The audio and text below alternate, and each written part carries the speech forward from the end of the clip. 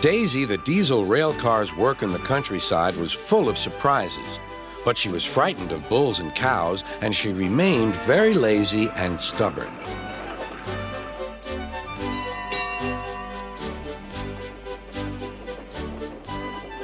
One day, Toby brought Henrietta to the station where Percy was grumpily shunting. "Hello, Percy. I see Daisy's left the milk behind again." "I'll have to make a special journey with it, I suppose." "Anyone would think I'd nothing to do," grumbled Percy. "Tell you what," replied Toby, "I'll take the milk, you fetch my freight cars." The drivers and station master agreed.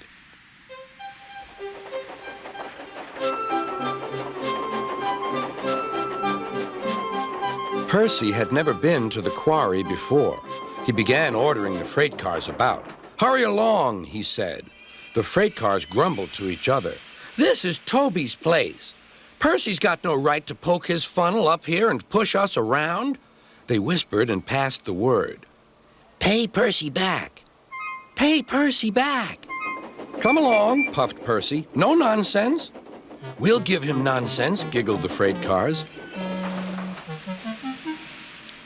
But they followed so quietly that Percy thought they were under control.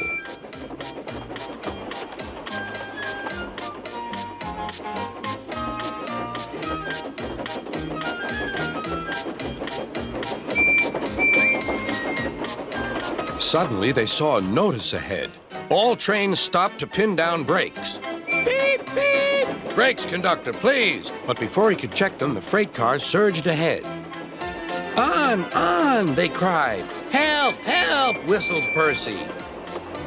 The man on duty at the crossing rushed to warn traffic with his red flag, but was too late to switch Percy to the runaway siding. Frantically trying to grip the rails, Percy slid into the yard. "Beep, beep! Look out!"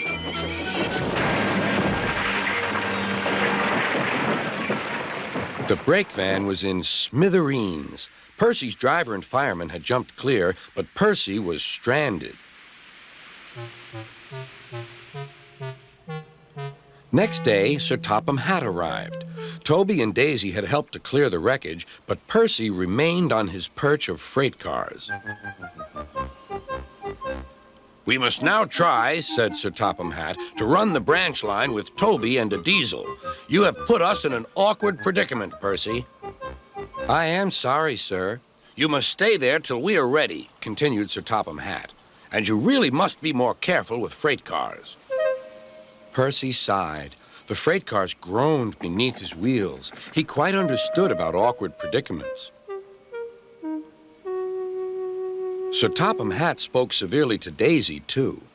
"My engines work hard. I send lazy engines away." Daisy was ashamed. "However, Toby says you worked hard after Percy's accident, so you shall have another chance."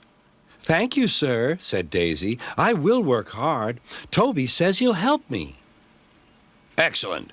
What Toby doesn't know about branch line problems isn't worth knowing. Our Toby's an experienced engine." Next day, Thomas came back. And Percy was sent to be mended.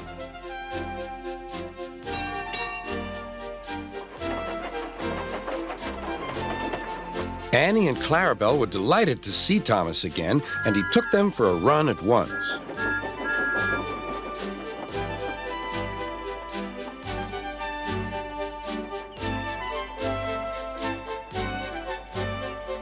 All are now friends, and Toby has taught Daisy a great deal. She shoed a cow off the line the other day all by herself. That shows you, doesn't it?